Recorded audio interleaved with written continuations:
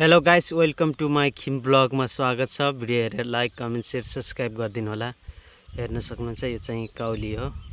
असिनाले थुरेर खत्तम पारेको थियो, केही दिनमा फर्किसकेको छ। हेर्न सक्नुहुन्छ एकदम कलिलो हरियाली भएको छ आजभोलि चाहिँ।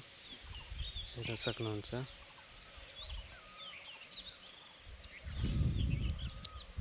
अब एक डेढ महिना पछि फुल्छ होला काउली। हेर्न सक्नुहुन्छ यस्तो कोपिला निकालिसकेको छ।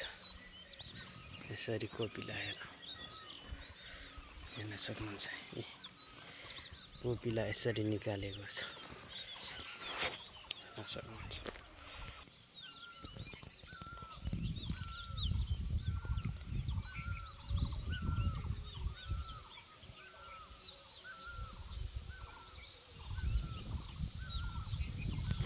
कस्तो राम्रो देखिएको छ। हेर्न सक्नुहुन्छ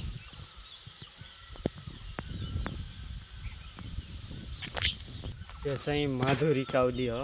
लगभग 4 महिना जति लाग्छ यो काउली उत्पादन हुन। हेर्न सक्नुहुन्छ माधुरी काउली हो यो चाहिँ।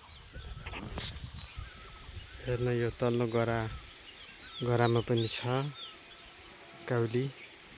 हेर्न सक्नुहुन्छ उता तलतिर चाहिँ बन्दा टमाटर हो। यहाँ यो पाटामा छ काउली। त्यसपछि यता माथितिर पनि छ।